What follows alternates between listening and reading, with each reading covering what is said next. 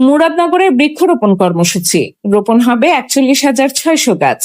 সরকারের ঘোষিত national green মিশনের আওতায় কুমিল্লার মুরাদনগরে বৃক্ষরোপণ কর্মসূচি পালন করা হয়েছে।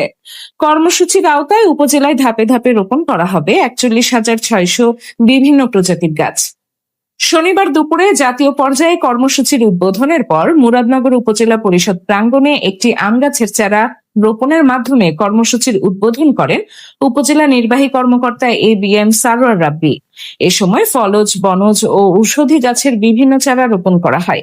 অনুষ্ঠানে উপস্থিত ছিলেন উপজেলা প্রকৌশলী কাজী ফয়সাল বাড়ি পূর্ণ, পল্লী উন্নয়ন কর্মকর্তা শফিকুল ইসলাম, উপজেলা বন কর্মকর্তা মোবাশ্বের হোসেন মিতুল, উপজেলা বিএনপির আহ্বায়ক মহিউদ্দিন অঞ্জন, সদস্য সচিব মোল্লা মুজিবুল হক, উপজেলা কৃষক দলের সভাপতি মোহাম্মদ নায়েব আলী, যুব দলের সিনিয়র যুগ্ম আহ্বায়ক সৈয়দ হাসান আহমেদ, উপসহকারী কৃষি কর্মকর্তা সুফি আহমেদ, বিএনপি নেতা হেদায়েত হোসেন সহ বিভিন্ন দপ্তরের কর্মকর্তা ও রাজনৈতিক নেতৃবৃন্দ।